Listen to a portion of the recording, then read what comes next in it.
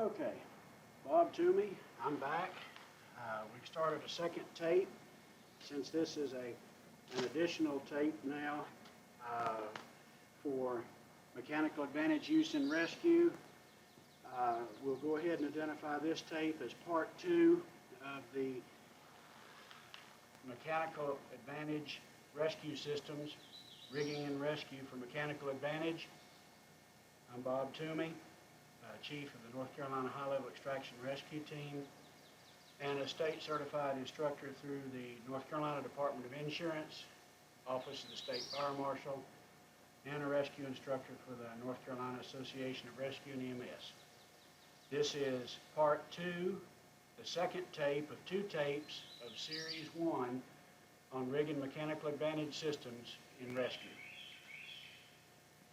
Okay, now, I have a weight that I need to move, that box.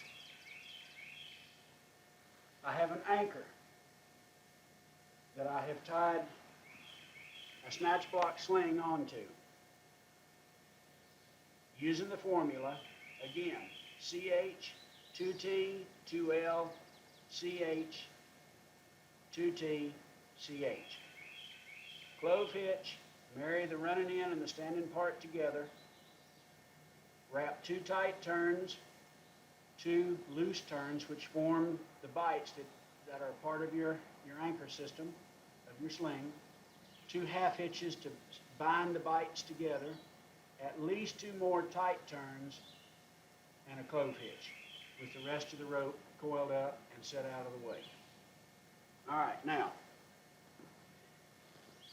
an example of one-to-one mechanical advantage would be if I affix this sling onto this object that I wish to move.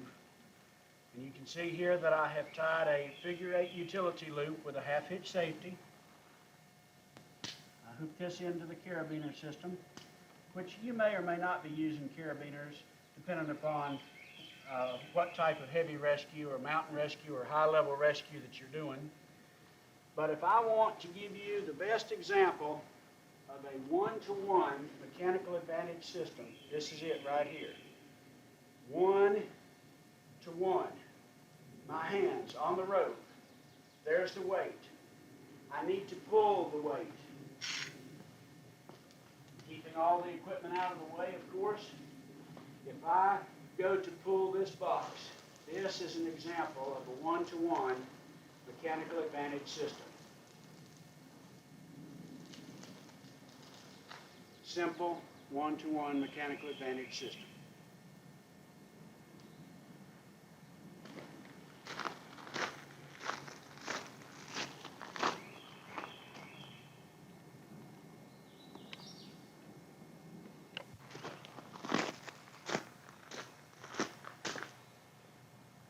Now, if I want to show you the purpose of a snatch block for changing direction, let's say that I need to pull this same weight again towards me, but that for some reason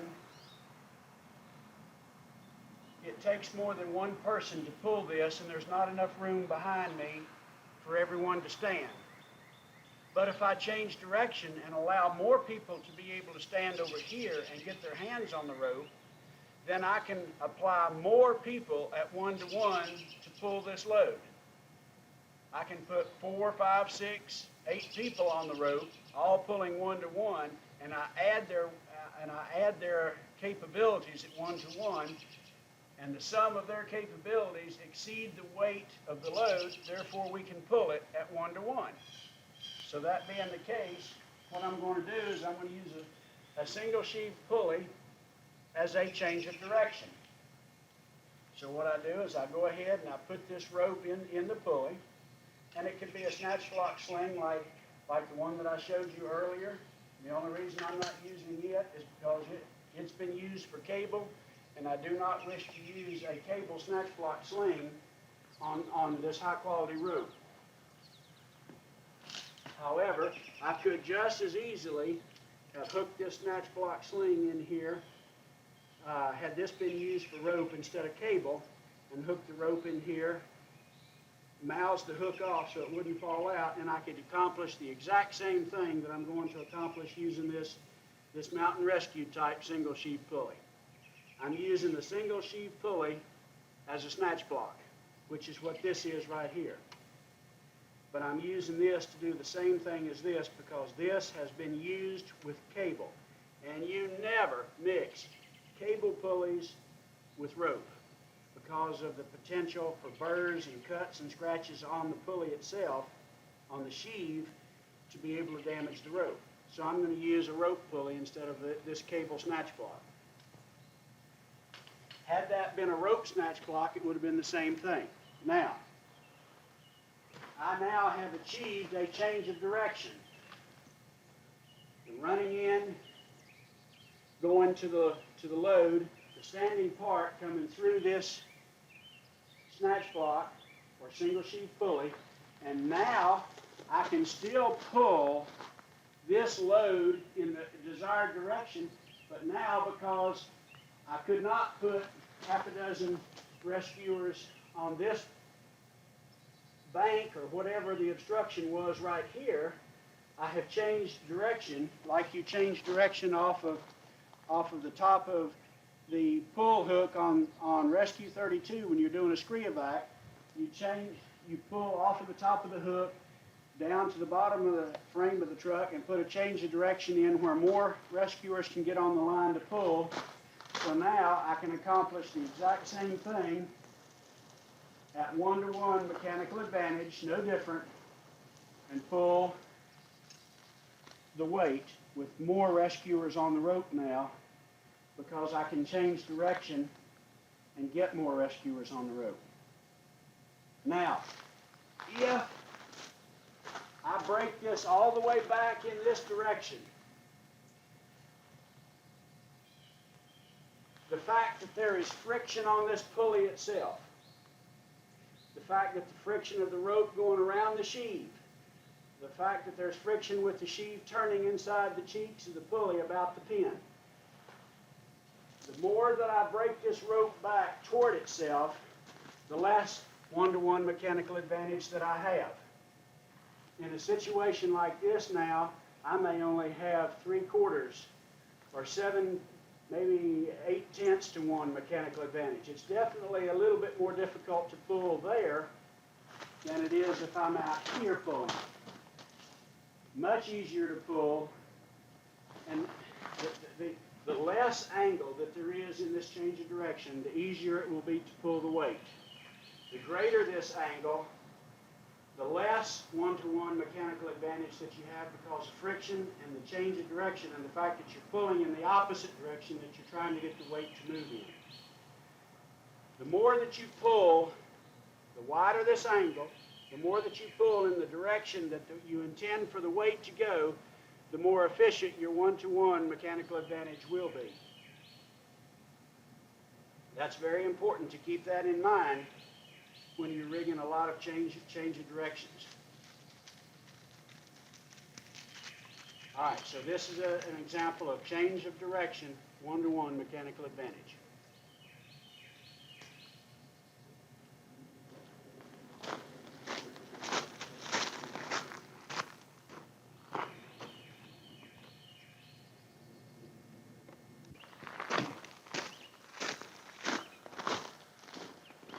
Okay, now, I wanted to show you all how the Prusik minding pulley works.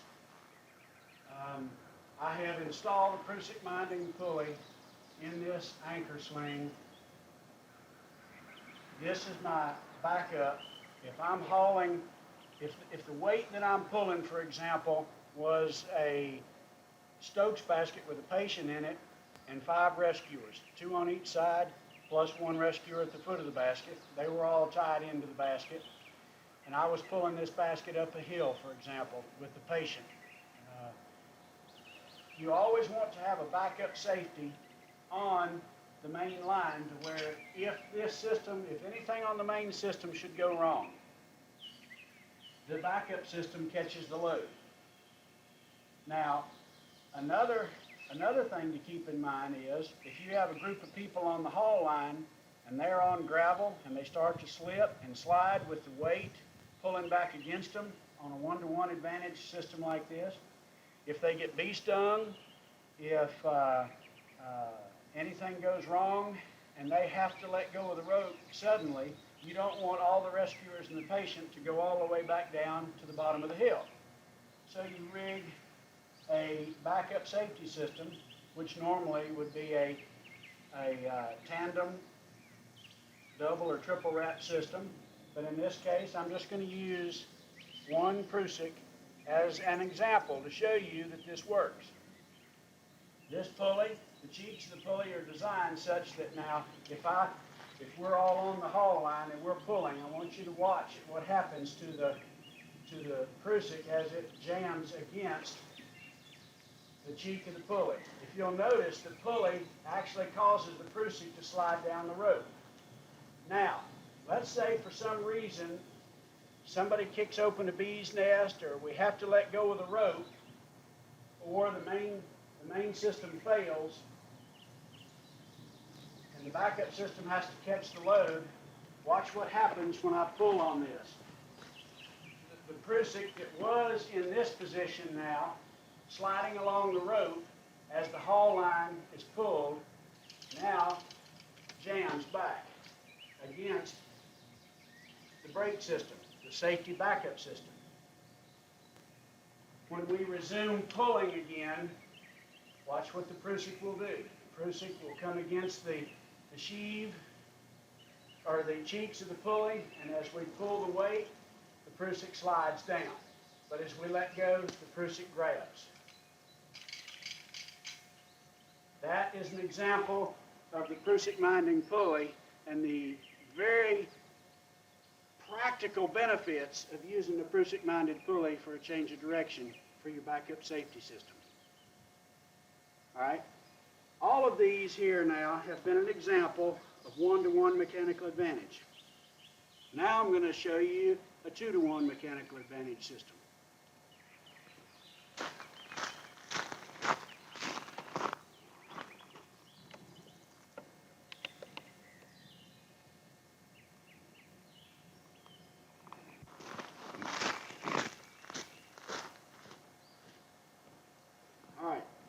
We're going to rig a two-to-one mechanical advantage system now.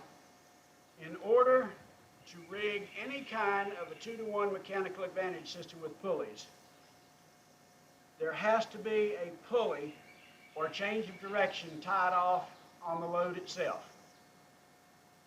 Now, this is going to be my haul line. There's my anchor. Here's the weight. I wish to achieve a two-to-one mechanical advantage. The way that I do this is I take a standard pulley, put it on the rope,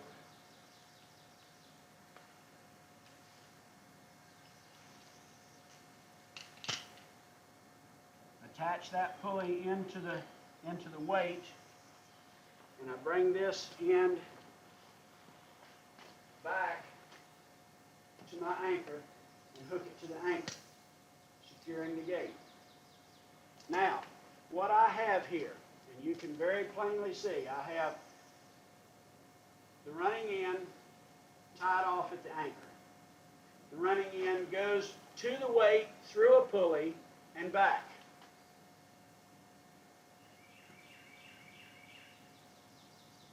This line to the weight, this part of the line back. As I pull on the haul line now, I have generated a 2-to-1 mechanical advantage. This is all there is to rigging a 2-to-1 mechanical advantage. There must be a change of direction at the weight or the object being pulled. The running end has to be tied off at the anchor. The standing part goes through the pulley and back towards the anchor. Now, if I pull way out here, this is still a 2-to-1 mechanical advantage, but the problem with this is I have a large gap in the system, and this is going to tend to pull the weight to one side. But if you will look very carefully, you'll see that for every 2 feet that I pull on this, that tends to move just 1 foot. All right, I can pull the weight, but it's pulling the weight towards me. It's not as efficient, and it's just the opposite on a hauling system. Remember, I showed you on a change of direction only that the farther apart the running in and the standing part were, the less friction, and therefore the more close to one the system is. That is just the opposite when you're rigging for mechanical advantage. When you're rigging for mechanical advantage, the more divergent the running in and standing part are, the less efficient the system. The closer the running in, or the more parallel the running in and the standing part are, the more efficient the system. Now, this right here is how you rig a 2-to-1 mechanical advantage system.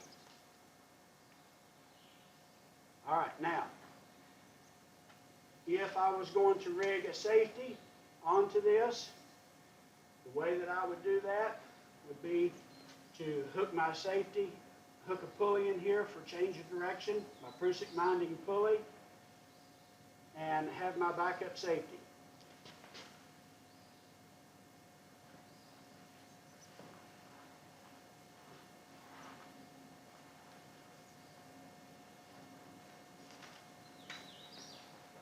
So I will take my Prusik cord. Of course, this would be tandem Prusik cords, but I'm just showing you the technique for doing this, the principle behind the technique. All right, my Prusik is attached, and it lays smoothly upon the rope now. Take my Prusik minding pulley, put my haul line in the Prusik minding pulley, hook that into my backup anchor, close the gate,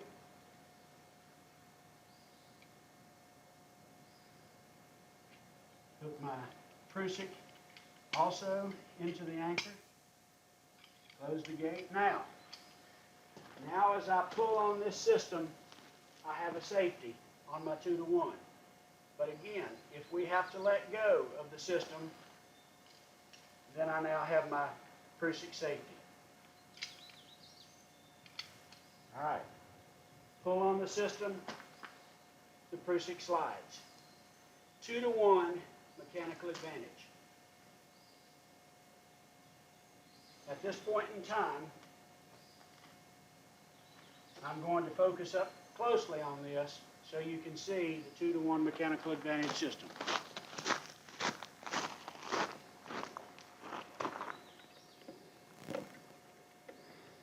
All right, you see the weight on the left. Now, in order to have a 2-to-1,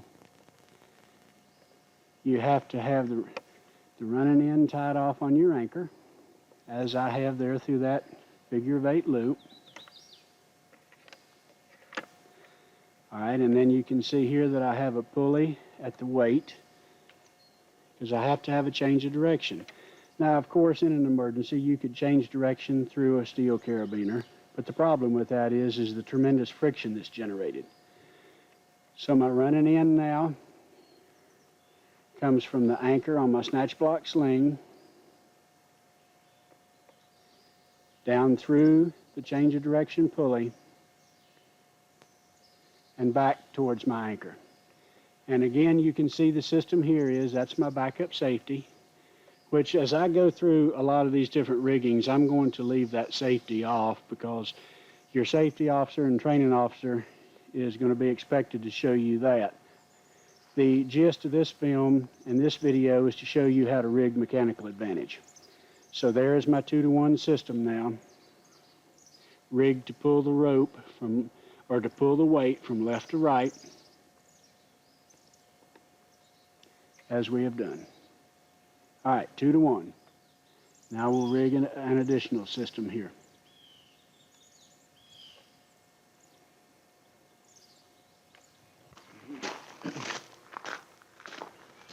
Now, rescuers, as you can see here, this is a standard one-to-one mechanical advantage haul system with a simple change of direction. If I wish to turn this immediately into a 3-to-1 hauling system called a 3-to-1 Z-drag or haul system, that can be extremely easily done. Now there's two kinds of hauling systems. There's either a static hauling system or a dynamic hauling system. The difference between a static and a dynamic hauling system is, if I tie a knot in the rope, like I'm going to show you here in a minute, a directional figure of 8, which is the preferred knot as opposed to the butterfly because it has more bulk and it will untie easier. If I tie to a fixed point in the rope, once I haul as far as I can haul on the haul line and I bring that fixed point and it jams against the pulley, then I cannot readjust or reset my hauling system to pull again. All I get is one pull for whatever distance I can pull. If that is enough to do the job, then that's well and good. Go ahead and rig a static hauling system. But if you feel like you're going to have to haul and reset the system and haul again without having to lock the system off, take the system apart, undo one knot, tie another knot in order to be able to haul again, there's no sense in doing that because it adds complexity and an element of danger to the rigging system.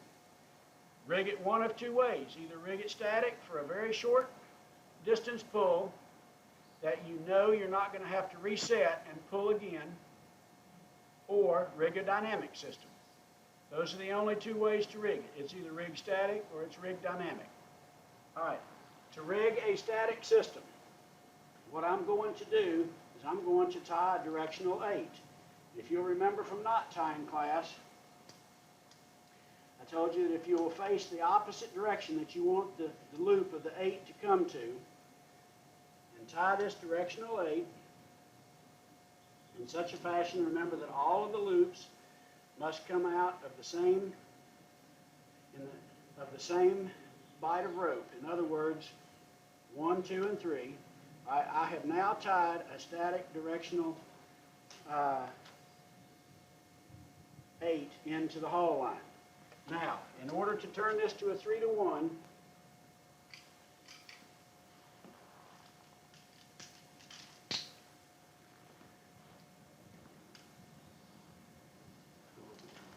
take my haul line. Now, in this loop here, put my carabiner, put my haul line system into this pulley, and it just so happens I'm going to use the Prusik minding pulley, but it doesn't matter. You can use the same kind of pulley that I have up there on the anchor, it doesn't matter. Secure the gate, and now, in this configuration, ladies and gentlemen, this is a 3-to-1 Z-drag haul system that is static. And what I mean by static is, this is a 3-to-1 system. For every 3 feet that my haul line moves, the weight moves 1 foot. But as you can begin to see, the limitations of a static system on a 3-to-1 haul system is that once these two pulleys are chock-a-block, which is the term used for pulley against pulley, block against block, called chock-a-block. Once these are chock-a-block like this, I cannot haul the system any further. Therefore, this is as far as I can pull that weight now with a static 3-to-1 haul system. Now I'm going to show you how to tie a dynamic system. But I want you to see, again, what this looks like as I focus up close on it.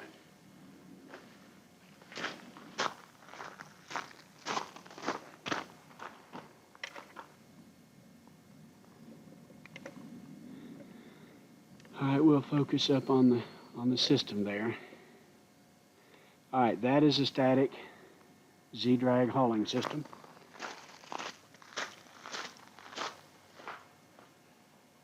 And that is how you get 3-to-1. 1, 2, 3.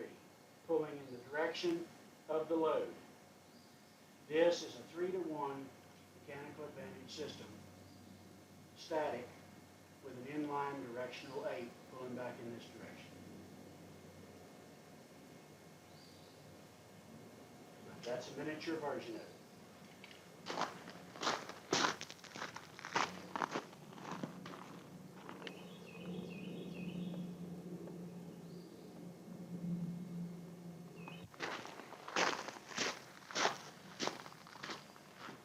All right, now rescuers, what we have here, as you can see, the haul line tied off to the weight through a pulley would be a 1-to-1 pull with a change of direction, the way it's rigged right now. But that's exactly the way it was rigged a minute ago when I showed you how to tie a static 3-to-1 by putting a directional figure of 8 with another pulley back into the system, hooked into the loop of the 8, pulling back in the direction of the weight of pull. That became a 3-to-1 static system. Now I'm going to show you how to tie a 3-to-1 dynamic system. It's dynamic in the fact that tandem triple wrap Prusik, about 4 inches apart, or a hand width, 4 to 6 inches apart, a hand width on the rope. These Prusik take the place of the utility loop that was tied into the haul line.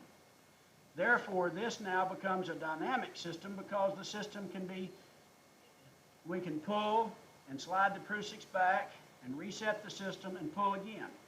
So, what we do in this, here's my haul line again.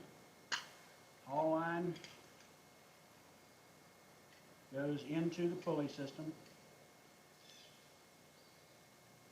And again, I'm just using this 3-to-1, or this Prusik minding pulley as a standard change of direction as well. Perfectly suitable for that. All right, take my carabiner, put my carabiner into my tandem triple wrap Prusik, which right now is as good a time as any to say, I don't know if you've noticed or not, but we don't use mechanical devices such as Gibbs ascenders and so forth in hauling systems anymore in order to meet NFPA guidelines. It can be done, but in the field of rescue, it's becoming less and less common because of recent tests that were conducted that showed that a mechanical system where the cam pinches the rope in order to stop the rope from sliding back under load conditions can, under the right circumstances, actually pinch a rope in two.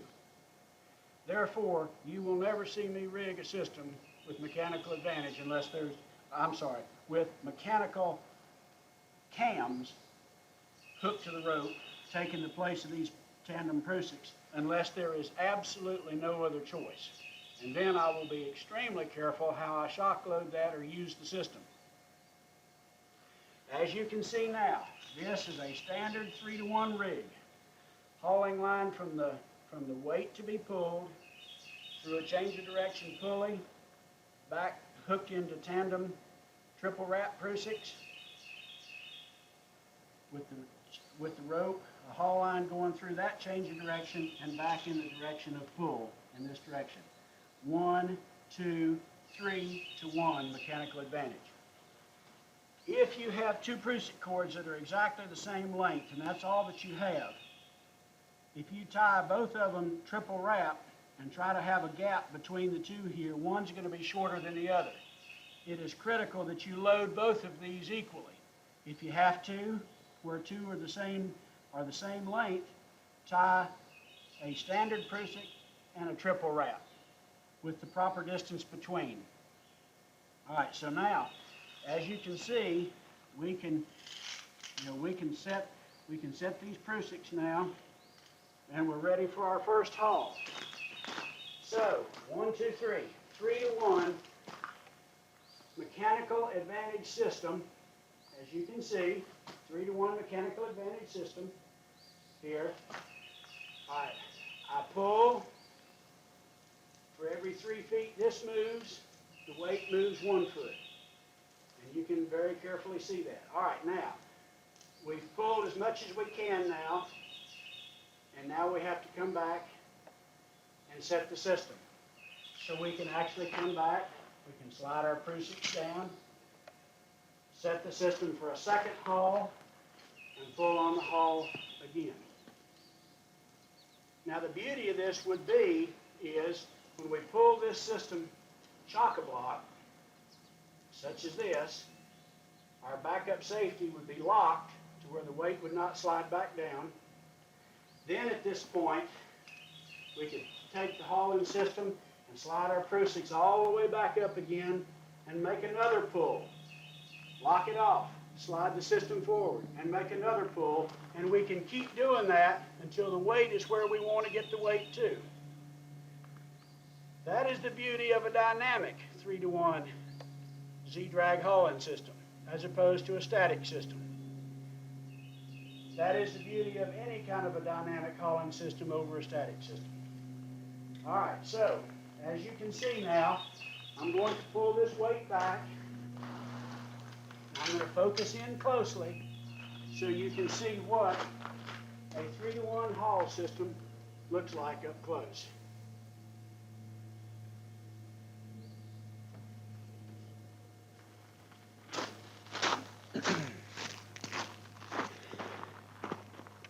This would be much easier if there was someone here to help me, but that's not possible at this time, so we'll just do the best we can. All right, you can see my haul line is attached to the anchor, and let's just pan in close. All right, now there is the first change of direction, hooked in off the anchor. All right, there is the end, there is the running in, tied off onto the weight, which could be a Stokes basket or anything. Tied off into a figure-8 loop. All right, that figure-8 loop being tied to the weight, the running in, and or being where the loop is, the standing part goes through the first pulley, hooked to the anchor.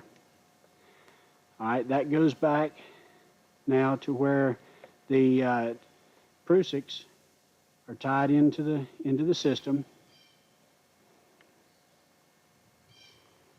The center rope there comes off of the first pulley at the anchor, goes through the second pulley, which is hooked into the Prusiks, and then it pulls back in the direction of pull again. All right, so there is what a standard 3-to-1 Z-drag system looks like. I will back away from that just a little bit now so you can see the configuration of it.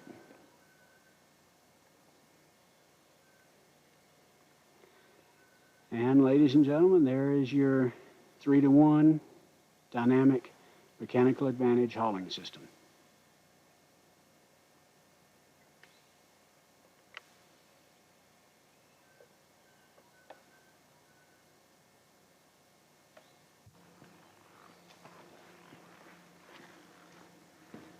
All right, rescuers, as you can see right now, this system is rigged for which mechanical advantage? Anchor tied off, running in, tied off at the anchor. The standing part going back through a change of direction pulley, coming back in the same direction of pull. This is what mechanical advantage? 2-to-1. If I wish to change this to a 4-to-1 mechanical advantage, there are several ways to do it. And I'm going to show you one way first, using a 2-2 piggyback system. This is a 2-to-1 system, and I'm going to hook a 2-to-1 system onto the 2-to-1 system. Therefore, one system added to another onto another system, you always add the mechanical advantage. A 2-to-1 put upon a 2-to-1 becomes 4-to-1. If I take a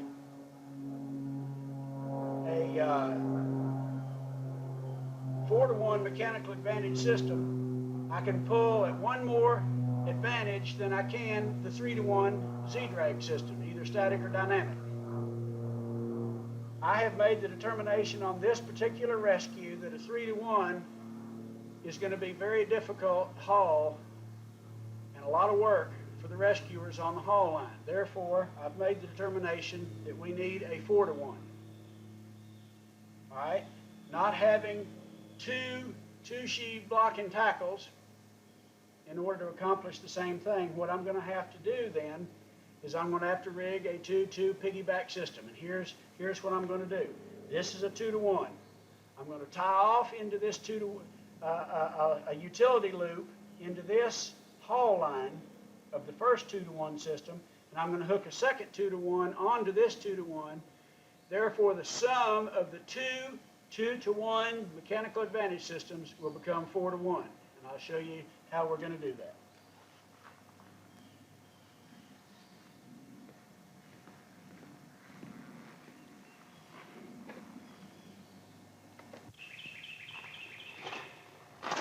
All right, the first step, piggybacking a system, a 2-to-1 system onto a 2-to-1 system, is to tie a directional figure of 8. Now notice that since I'm going to hook the second 2-to-1 system onto this side of the haul line, that I have formed the directional 8 to where the loop is on this side of the haul line of the first rope. If it was on the other side, it would be tending to twist the knot over. Now, you know, it's the little things like that that make a rescue go much more successfully, that prevents problems with knots twisting and binding. These are the little things that make a seasoned, good rescuer from a rescuer. Had this directional 8 been tied on the other side, it's still a directional 8. But what it would have tended to have done would have been, if it had been tied off onto this side, right side up, it would tend to pull the rope in this direction, and it would tend to twist the rope through the system. When all you have to do is just tie it to where the loop of the directional 8 lays in the direction of pull to start with. A very simple thing that can make a tremendous difference on how quickly a system is rigged and how easily it works with the least tension upon the equipment used. These are the little things that make the difference. All right, directional loop tied off in this direction. Part 1. All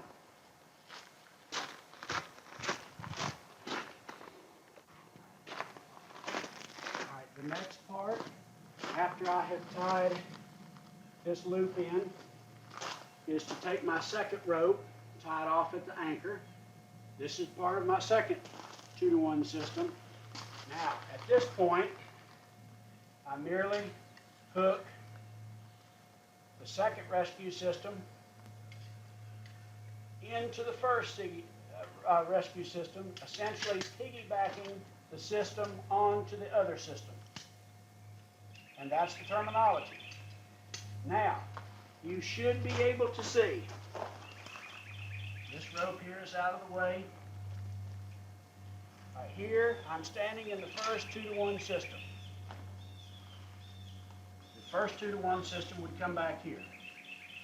The second 2-to-1 system, now piggybacked onto the first 2-to-1 system, is through this static directional 8. And it pulls in this direction. So now, ladies and gentlemen, I want you to see this very carefully. It's critical that you have an understanding for this, because there's two ways to rig it. You rig it right or you rig it wrong. That is the first 2-to-1. This is the second 2-to-1. A 2-to-1 on a 2-to-1 is the sum of the two, therefore it is a 4-to-1 mechanical advantage system. Now you can see that as I pull on this 4-to-1 mechanical advantage system, for every 4 feet that I pull on this haul line, the weight moves 1 foot. Now, as you can very plainly see right here now, and I'm going to just quickly tie this off for demonstrational purposes only. As you can see, this is a static system. I was caught between the two systems there, which you on a real rescue obviously do not wish to be caught into that situation. This is a static system. The reason it's static is I cannot pull this system any closer than when this pulley gets to this knot, it's chock-a-block. Therefore, that is all I can pull on the system without having to lock the system down with my backup safety lines, which I'm not showing the backup safety lines right now. I'm going to leave that to your training officer to, you already know to do that anyway. I am concentrating on the mechanical rigging of how to set these systems, not the backup lines. You already know how to do that. If you're not doing it, you need to be. All right. Notice that as I pull this first system, the rest of this rope just comes up with it, coiled and totally out of the way. All right, this is my second 2-to-1 onto the first 2-to-1. This is static. What could I have done to have made this a dynamic 4-to-1, 2-2 piggyback system?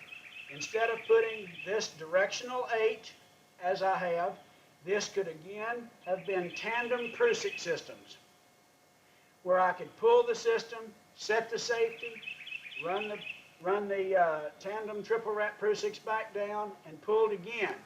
Set the system, run the Prusiks back down, pulled, set the system, time after time after time until I get the weight where I want it to be.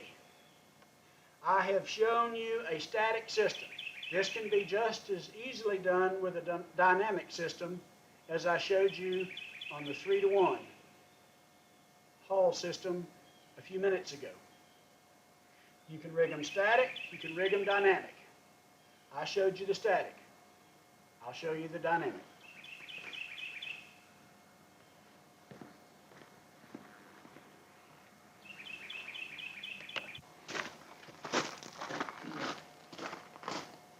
All right, if I wish to make this 2-2 piggyback system dynamic instead of static as it's rigged now, I will merely unhook the system. Never let your equipment slam and hit the rocks or the concrete. Take care of your equipment as though your life depends on it, because it just might next time. If not your life, somebody else's life. All right, I take the directional system out.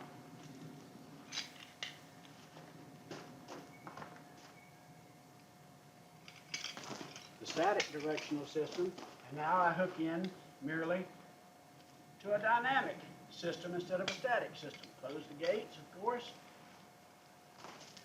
Now, do I not have the same system now that I had before? Only the fact is it's dynamic in the fact that I can pull on this system now. We can lock the system off with our backup safeties, which again, your training officer is going to show you that because you're already doing that. Anyway, I know you'd never do it without it. All right, that being the case, you see that we've made our first haul. Your backup system is set. You are now free to move the system forward, reset the system, and haul again.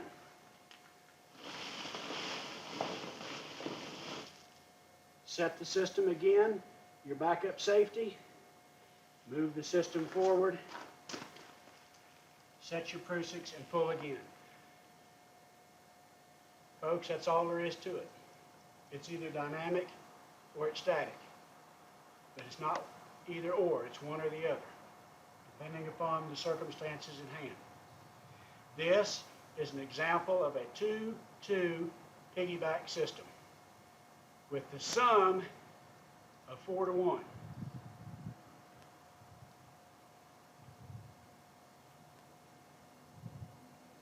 Four-to-one mechanical advantage will achieve most jobs. This is just one way to rig a mechanical advantage system. Now I'm going to show you another way.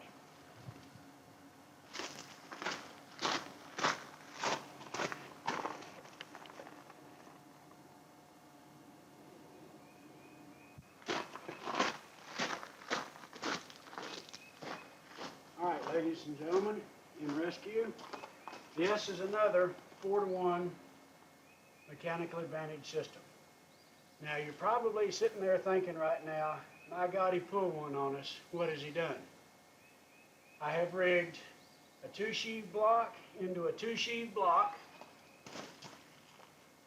and I will show you at a specific portion on this tape how to rig blocks in order to rig a block and tackle system. What you cast your eyes upon in this video right now is a 2-2 block and tackle system. A 2-sheave block of one type, a 2-sheave block of another. A wooden block, a stainless steel block. 2 sheaves, 4 to 1. How do I know it's 4 to 1? Because the number of returns, or the number of lengths of rope between one block and the other block, determines my mechanical advantage. 1, 2, 3, 4 to 1 mechanical advantage. You always rig a horizontal hauling system with the standing part pulling in the direction that you wish the weight to travel. Therefore, new terminology that you must remember: the standing block and the traveling block. Standing, traveling. 4 to 1 mechanical advantage with the haul line pulling in the direction of travel of the object. This is called a 2-2 block and tackle system with a mechanical advantage of 4 to 1. If the rescuers on this side were to pull on this system, you can very easily see that I'm pulling 4 to 1 mechanical advantage. A 2-sheave block, a 2-sheave block. If I wanted to pull 5 to 1, the only difference would be a 3-sheave block and a 2-sheave block. And I would have a 5 to 1 mechanical advantage. But again, because I want the running end, I want the traveling block and the running haul end to go in the direction of pull, the 2-sheave block would still be here with this rope going through the third pulley and coming back to the other block. However, this is a 2-2 block and tackle system right here. All right, 4 to 1. Now, another quick lesson. How do I go about figuring the length of rope necessary to go from the anchor to the object and still have enough of a haul line coming back for the rescuers to get onto to pull, even if I have to rig a change of direction? For example, if all of the rescuers are not allowed to line up in a straight line and hand over hand pull this because of a drop off or a brick wall or whatever, I could put a change of direction right here and allow all of them in a straight line here. It's common sense. Change of direction if necessary. But this is a 4 to 1. Here is the formula for determining the length of rope necessary to reach from point A of the anchor to point B of the load and back. If I'm going to use two sheave blocks for a total of 4 to 1, the minimum length of rope necessary is going to be 4 times the distance plus 1. For example, if I had to pull, if the distance between these, the anchor and the load, was 10 feet, I would need 4 times 10 plus 1 more length of distance. So the minimum length of rope that I would need would be 4 times 10 plus another 10-foot section, which is going to be a bare minimum of 50 feet of rope to rig a 4 to 1 mechanical advantage using two sheave blocks plus the haul line. for the object 10 feet away from my anchor. That is how much rope would be necessary to achieve a 4-to-1 plus the haul line for 10 feet. Bare minimum, 50 feet. All right, this is a 2-2 block and tackle system. This is the same mechanical advantage of the two piggyback systems that I showed you, the static piggyback and the dynamic piggyback. A 2 on a 2 is 4-to-1. Two two-sheave blocks rigged together in a 2-2 block and tackle. This is, all of this, from that block to this block, is called the block and tackle system. Still a 4-to-1. All right, this is just another example of how to rig this. Now I will focus in close so you can see what these look like, and then we'll go to another system.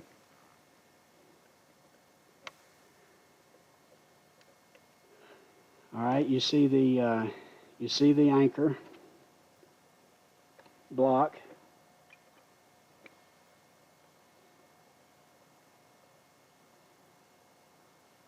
There's the traveling two-sheave block.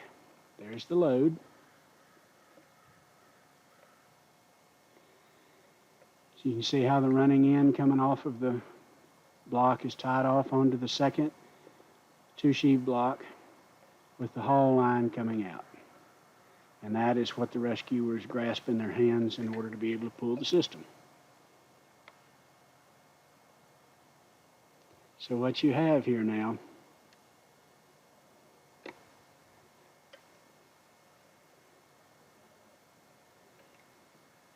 is a 2-2 block and tackle system for a mechanical advantage of 4-to-1.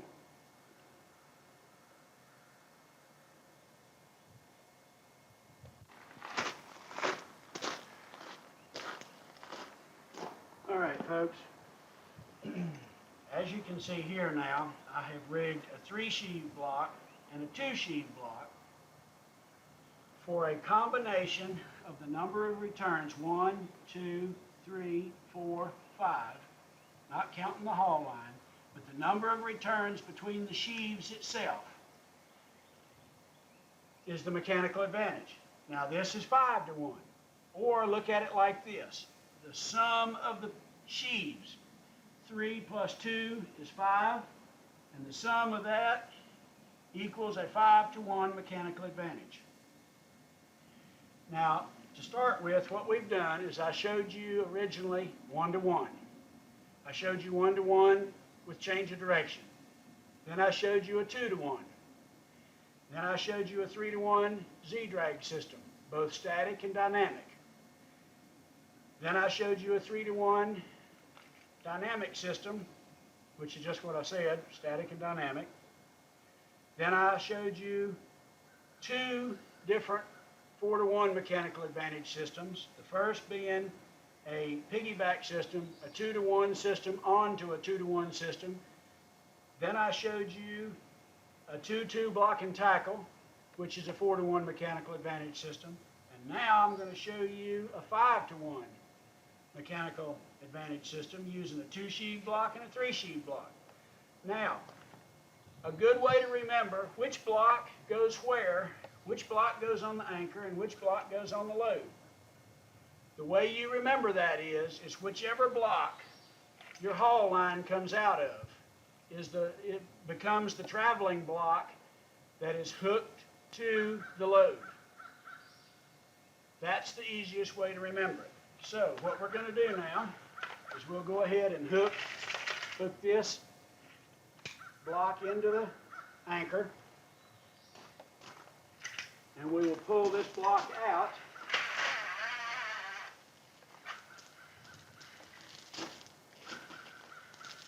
Hooking it into the load, which could or could not be through the use of steel carabiners. In this case, I'm not going to use the steel carabiners because we don't really need them. All right. I don't have to mouse the hook shut because it has the automatic spring-loaded safety gate. So now, you can see that this is my haul line. This is the standing block. This is the traveling block. The 3-sheave block. The 2-sheave block. The haul line, which is pulled in this direction. This is now a 5-to-1 mechanical advantage system. Now, if you'll notice the difference, one of the things that I did here, now since I used these 2 wooden blocks that both have beckets with eyelets in them, rather than having to hook a carabiner here, like we did on this 2-sheave block, which, you know, a 2-sheave block's a 2-sheave block, whether it's got a wooden shell or stainless steel, it's a 2-sheave block. Here, I could not tie the rope around that very thin edge because it would cut the rope. So I had to tie the figure 8 utility loop, hook that into a carabiner, and hook the carabiner into the 2-sheave block. Whereas on this wooden block, it comes with a becket, and it comes with a special rope protector around that becket that will allow for the diameter of the rope to curl or to curve around without pinching the rope too tightly. I tied it off with 2 half hitches, safety, with the running end back to the standing part. Folks, this is all there is to rigging a 5-to-1 mechanical advantage system. Now, I know I haven't shown you exactly how to rig it yet. That comes next, down the road a little ways in this video after I show you how to rig a 9-to-1 mechanical advantage system. All right, so 5-to-1. Again, how do I go about determining the length of the rope needed between the anchor and the load? 5 times the distance between the load and the anchor, plus that distance one more time. Plus that distance one more time, I'm calling 1. So essentially, it's going to be 5 times the distance plus 1. So if this was 10 feet, I would need 5 times 10 plus 1 more length, which is my return, coming back in the direction of haul. So I would need a minimum now of 60 feet of rope to rig a 3-2 block and tackle system for 5-to-1 mechanical advantage with the weight or the load 10 feet from the anchor. Would need a bare minimum of 60 feet. That's how you figure it. All right, now what I'm going to do is I'm going to focus in closely on this so you can see what a 3-2 block and tackle system looks like. But before I do that, I'm going to pull this weight closer, and you can see how it works. Now look at the different speeds that these returns have between the block and tackle. For every 5 feet that I pull on this haul line, which is obvious, you can tell by the amount of rope at my feet now, as opposed to how far the weight is moved, for every 5 feet, the weight moves 1. But it moves at 5 times the force that I could exert pulling just 1-to-1. All right, so now remember, the term chock-a-block is when the 2 sheaves or the 2 blocks start to jam into each other, which under normal circumstances is going to be about 3 to 4 feet apart, depending upon the diameter of the rope and how you rig it. All right, so now, for clarity, I will focus in on this system very closely. And then we'll go to the 9-to-1.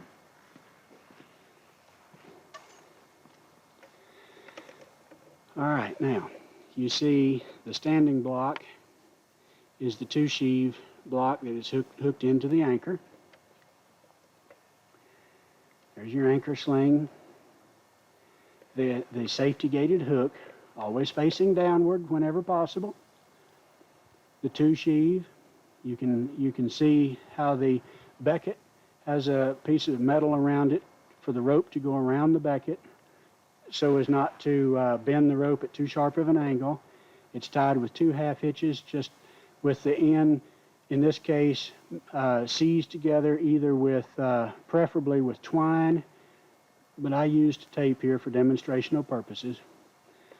The number of returns is 5, counting from the top to bottom. 1, 2, 3, 4, 5, plus the return line.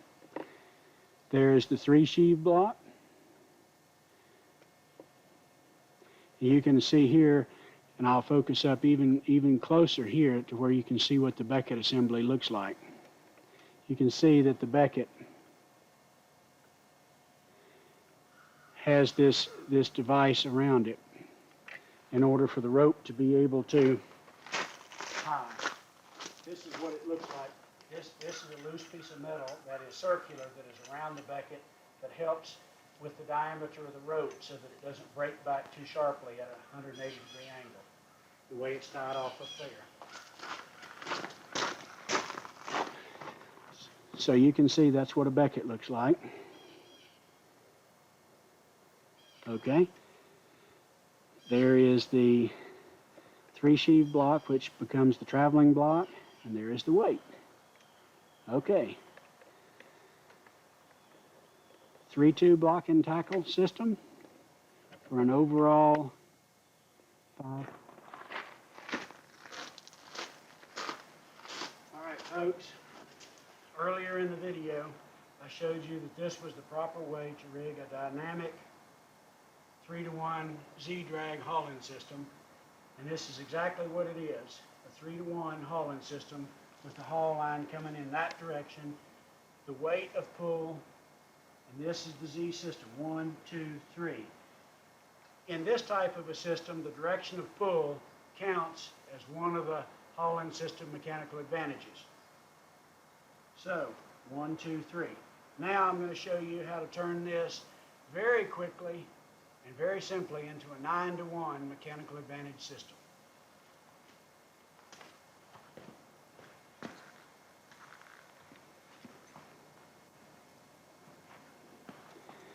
All right, basically, in order to turn this into a 9-to-1 mechanical advantage system, we'll add another snatch block pulley and some more Prusiks, and we'll focus in on that in just a minute.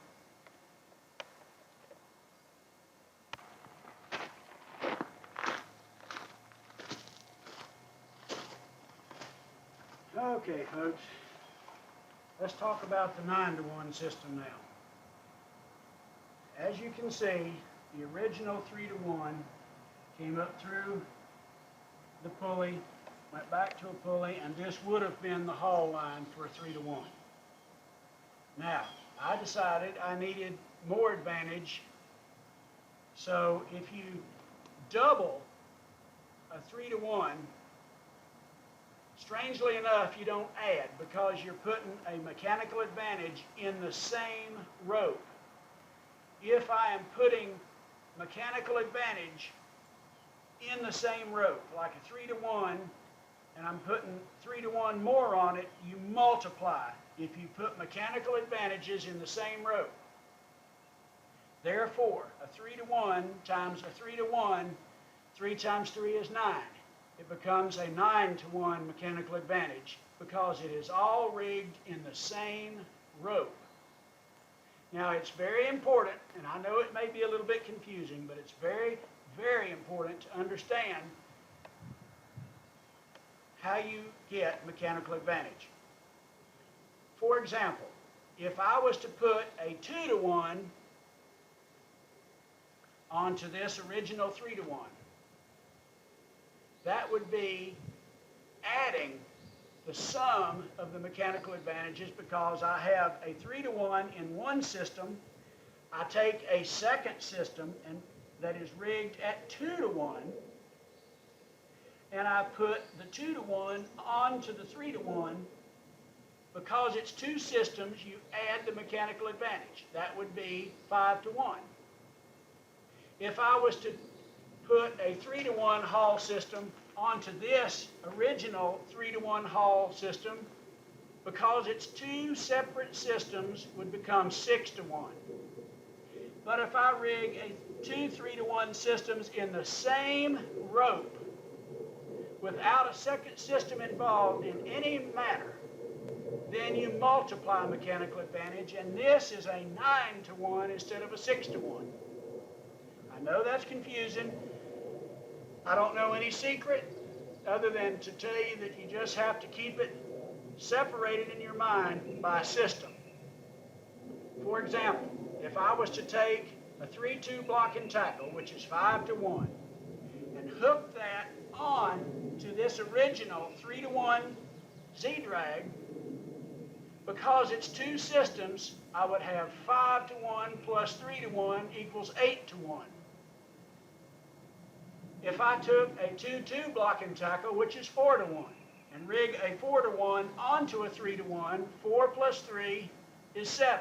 That's a 7-1 mechanical advantage. So keep in mind, if you add system upon system, not in the same rope, you add the sum of their respective mechanical advantages.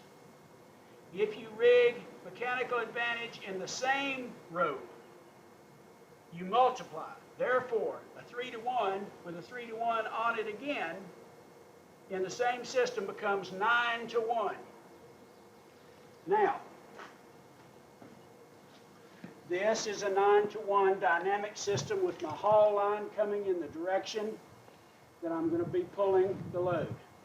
For every 9 feet that this haul line moves, look how much slower the ropes on the first Z system are moving. See how fast these two pulleys are going to become chock-a-block? Look at the distance there between those pulleys. All right, so these are now chock-a-block. I can go no farther because these pulleys are shell to shell.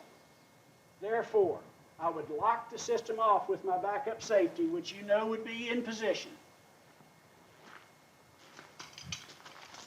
I would pull these two forward. Again, these two tandem triple wrap crucibles. Again, trying to keep these equal. You see that this is not equal, so I need to put distance between these two here in order for these to be equal, 3 to 4 inches. And now I'm ready for my second hauling at 9-1. All right, so this is your 9-1 system. Now I'm going to tie it off just temporarily here, and I'm going to focus in on it so you can see what we got. Until you burn it into your memory, this is what it looks like. Now, one other thing that I want to show you before I focus in. Had I wanted to rig this 9-1 with less hardware, what would I have been able to do? I could have used, instead of rigging this anchor and this pulley here for my second 3-1 haul system, could I have not just substituted a two-sheave block here and have done the exact same thing? This line would have come through the second sheave and come back just like it is right here and pull back.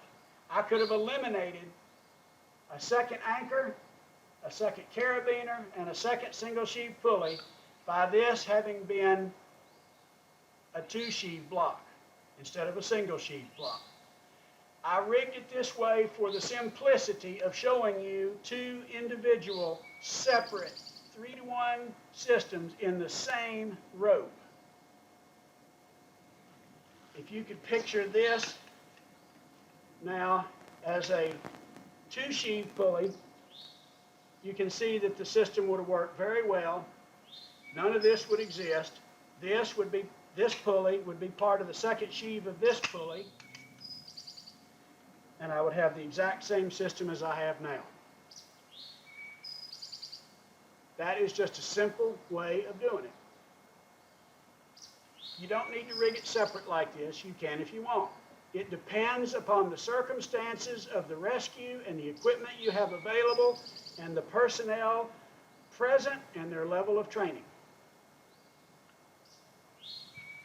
Now I'm going to focus in on the system because I very, very carefully want to make sure you burn this image into your mind on how to rig a 9-1 system.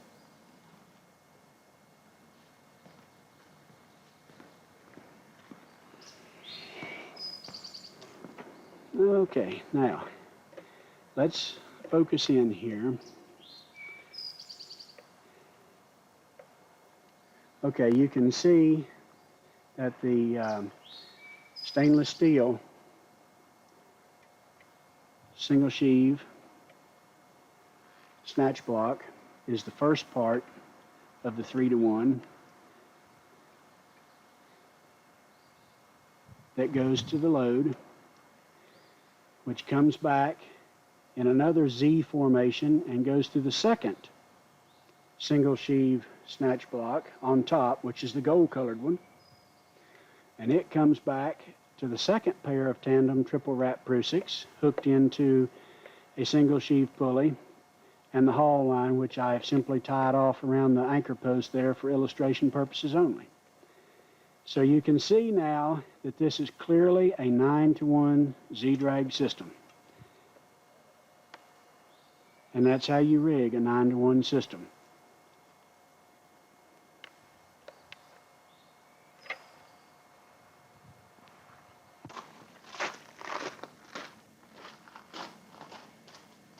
All right, folks, last but not least, I told you that I would show you how to rig a 3-2 block and tackle, a 2-2 block and tackle, a 3-3 block and tackle. I should have told you that I would show you a way to do this that is time-honored and proven, and if you will consistently always rig your 3-2 block and tackle in this fashion, or your 2-2, or your 3-2, or your 3-3 system, you cannot go wrong. You can rig it with your eyes closed in the middle of the night, and it will always be tied right. It will be reeved right. It will be correct. Now, because I have no assistant out here, I'm going to have to let my anchor be the assistant on this side, and I will have to be this person as well as this person.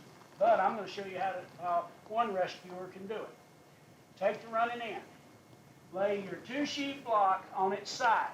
Lay the shell on its side to where the sheaves are parallel to the surface. Take the 3-sheave block and lay it in ways to where the sheaves are vertical to the horizontal surface. Always, always starting on your 3-sheave block for a 3-2 block and tackle. Take the running end and start down through the swallow of the center sheave, keeping your foot on the system there so you can keep about 3 to 4 feet between it. All right, now, I go in the top and out the bottom. If I have my right hand on the right-hand side of this shell, and I went in the top and out the bottom, then I go in the bottom on the same side. I came out the left side bottom. Therefore, since I came out of the bottom sheave, I have to go into the bottom sheave on the same side of the 3 sheave. So I go in the bottom swallow. Now I came out the top of the sheave at the swallow on the left-hand side. Therefore, in order to keep the ropes from crossing over, I must go in the top of the left-hand side. Because I came out the top of the left-hand side, I go in the top of the left-hand side. Now, folks, I came out the top on the right-hand side. Therefore, I must go in the top on the right-hand side.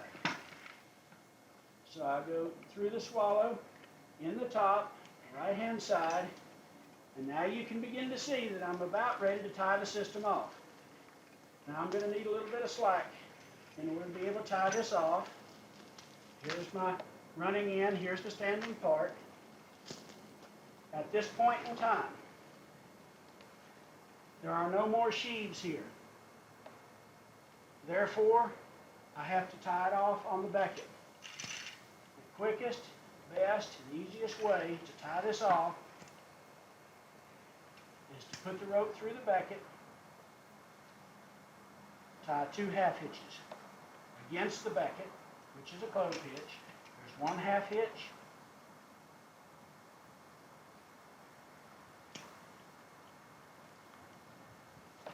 There's a second half hitch, and make sure you don't tighten the girth hitch. All right, now look, 2 half hitches makes a clove hitch. And at this point, I will take mousing twine or seizing twine, and I will seize the running end to the standing part right here with the same twine that I used earlier to show you how to tie the throat of a hook shut that does not have a safety. Now, this is a 3-2 block and tackle system, 5-to-1 mechanical advantage with the haul line coming back in this direction now. That is the specific, easy, time-honored, proven method of rigging a 3-2 block and tackle under any and all circumstances with one rescuer. Had I had the second rescuer, remember, start at the center sheave, through the top, out the bottom. Whatever side I hand this to the other rescuer on, if I hand it to him on to the right side, it goes in the right side bottom. If I hand it to her on the left side, it goes in the left side bottom. Whichever side I hand it is the side it goes through. Whatever it comes out of here, either the top or the bottom, goes into the top or the bottom on the same side of the 2 sheave. Same with the 3 sheave. And when you run out of sheaves, you tie it off on the becket. And there is your 3-2 block and tackle system. I will focus up closer.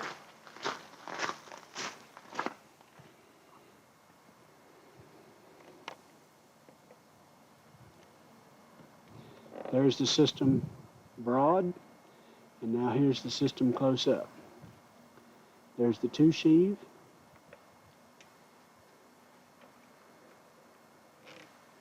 There is the 3 sheave. I start at the top, always the top center sheave of the 3 sheave block. In the top, out the bottom, handed to the right, therefore in the bottom of the right, out the bottom to the left, in the bottom on the left, out the top on the left, in the top on the left,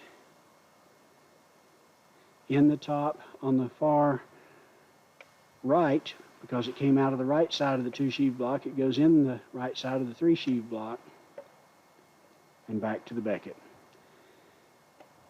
There's no way to do this but just to practice it, and then practice it some more.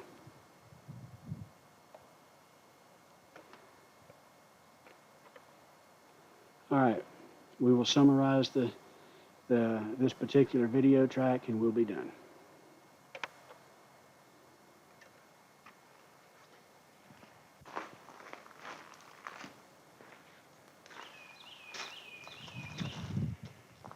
Okay, ladies and gentlemen, we have finished mechanical advantage rigging systems in rescue.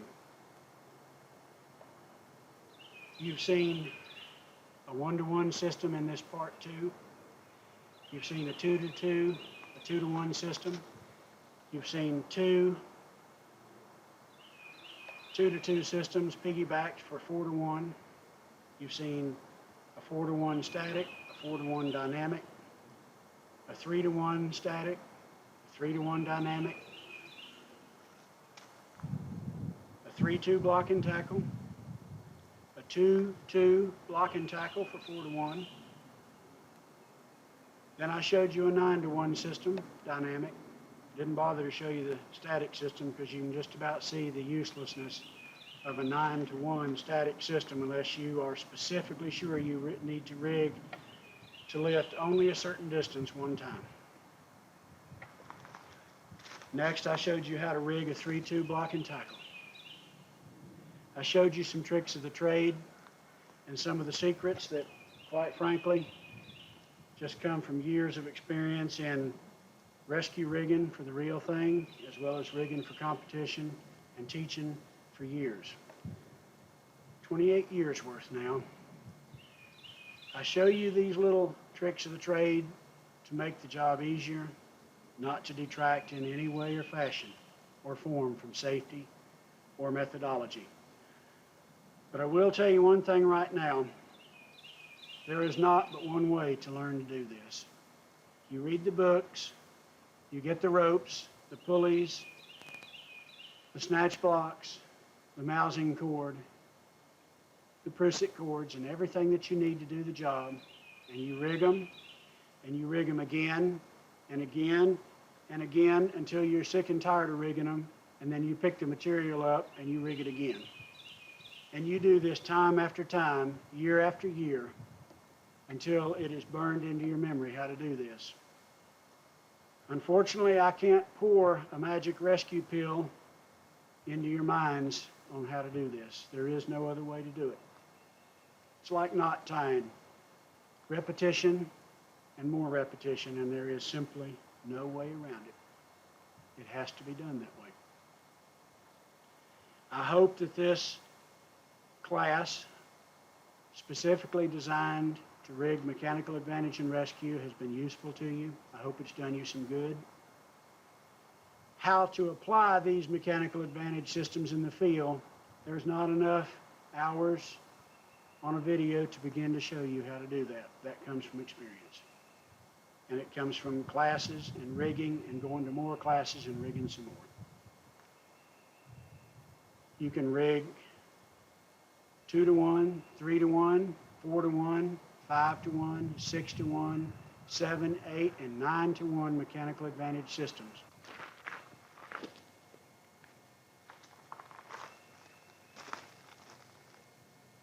I wish to reiterate the fact that whenever you add mechanical systems one upon the other within the same system, such as when I had the 3 to 1 and I wished to rig a 3 to 1 into that same rope system without adding a second piggyback system onto it. But I did the rigging within the same rope system. Remember that your mechanical advantage under those circumstances is multiplied. That's how I'm able to go from a 3 to 1 to a 9 to 1 as quickly as I can, because I am putting one system onto another system in the same rope. Just try to remember it that way. But if I take a 4 to 1 mechanical advantage system and hook that onto a 3 to 1 mechanical advantage system, two separate systems now, a 3 to 1 and a 4 to 1, and the 4 to 1 is piggybacked on to the 3 to 1 system, then you add their respective mechanical advantages. 4 plus 3 is 7. Therefore, I have achieved a 7 to 1 mechanical advantage ratio. I know that's confusing. That's why I wanted to go back and reiterate.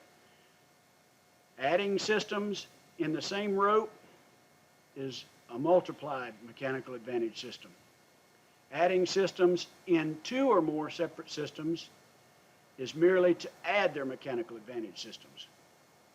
I know that's confusing, but you'll just have to think about it and study it. I've been glad and pleased to provide this video on mechanical advantage systems in rescue for you. I've tried to show you some time-honored shortcuts that in no way, again, affect any aspect of safety or methodology. Everything is done the same way each and every time. Safety first and foremost, of course. But I have tried to show you a few little tricks of the trade after 28 years. And that's 28 years worth of rigging on actual rescues, rigging for competition rescue teams, and teaching for many years as well. If at any time in the future I can provide assistance to your department, you know where to reach me, Bob Toomey, Rescue and Tactical Associates at Cedar Mountain, North Carolina. I teach through the Department of Insurance, Office of the State Fire Marshal. I teach through the North Carolina Community College system. And I also teach for the North Carolina Association of Rescue and EMS. And I teach to the current NFPA ERT standards, according to the ERT standard of North Carolina. I will be glad to assist at any time.